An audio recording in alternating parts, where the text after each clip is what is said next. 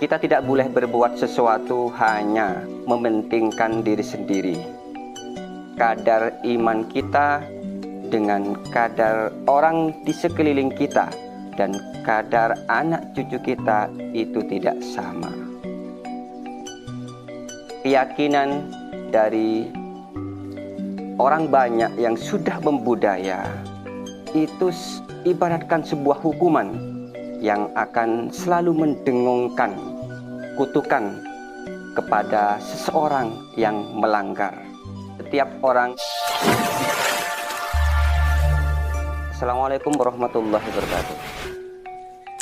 Alhamdulillah berjumpa kembali untuk hari ini, melanjutkan konten selanjutnya, masih tentang pantangan terhadap kita dalam hidup. Adapun di pertemuan konten kali ini, saya akan menjelaskan beberapa pantangan yang harus dihindari dalam memilih tempat untuk ladang bisnis kita.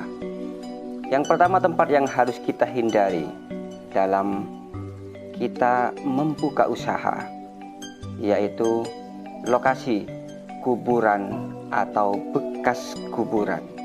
Sedangkan yang kedua adalah lokasi yang berdekatan dengan kuburan dan lokasi tersebut lebih rendah dari posisi kuburan, sehingga ketika hujan, genangan air atau aliran air akan mengalir ke tempat kita membuka usaha. Sedangkan yang ketiga adalah lokasi simpang 3. Akan diteruskan jalan tersebut, kita berada di posisi simpang 4. Itu dianggap sebagai jalan tusuk sate. Sedangkan yang keempat, kita tidak dianjurkan, bahkan dilarang membuka usaha yang mana pintu kita berhadapan langsung dengan jalan buntu. Dari beberapa pantangan di atas yang sudah saya sebutkan, dan ini sudah menjadi kepercayaan turun-temurun dari nenek moyang sampai kita saat ini, memang sangat sulit untuk dihilangkan. Sehingga dari kita, jika terpaksa membuka usaha di tempat yang saya sebutkan di atas dan menganggap secara logika di tempat itu adalah tempat yang sangat strategis, maka kita perlu persiapan, baik dengan membangun kepercayaan bahwa segala sesuatu berpulang kepada Allah. Segala sesuatu adalah bergantung dari Tuhan kita. Selama masih terbersit keraguan bahwa mitos-mitos yang berkembang itu akan menimpa kita, bahkan anak cucu kita dikhawatirkan tidak memiliki keyakinan serupa keyakinan kita saat ini, di mana keyakinan kita mampu menepis hal-hal yang menjadi mitos, maka saya anjurkan jangan laksanakan atau jangan dilanjutkan. Kita tidak boleh berbuat sesuatu hanya mementingkan diri sendiri. Kadar iman kita dengan kadar orang di sekeliling kita dan kadar anak cucu kita itu tidak sama. Keyakinan dari orang banyak yang sudah membudaya itu ibaratkan sebuah hukuman yang akan selalu mendengungkan kutukan kepada seseorang yang melanggar. Setiap orang yang menyaksikan, melihat apa yang sedang kita perbuat, itu secara tidak langsung akan beranggapan betapa beraninya kita berbuat nekat.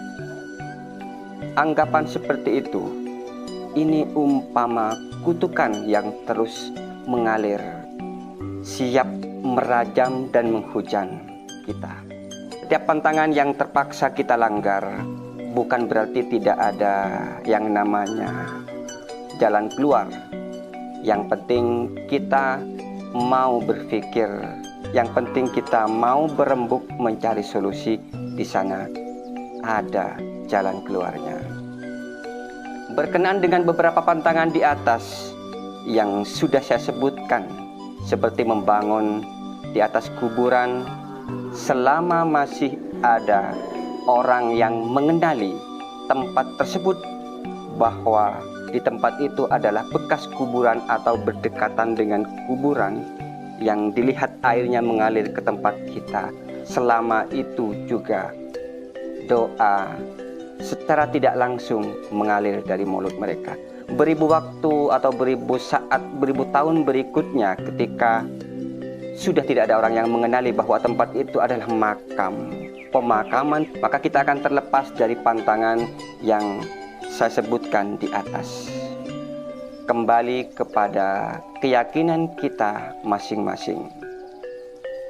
Semua itu hanyalah kajian dari nenek moyang kita yang sudah melekat, membudaya secara turun-temurun sehingga menjadi mitos sampai saat ini.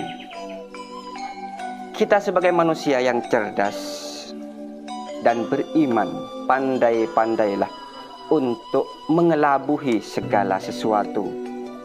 Karena setiap sesuatu yang dianggap pantangan di sebuah daerah, di daerah yang lain, itu terkadang menjadi anjuran. Kembali kepada keyakinan masing-masing dan kajian masing-masing dari leluhur kita, maka bijaksanalah kita dalam menyikapi sesuatu. Assalamualaikum warahmatullahi wabarakatuh.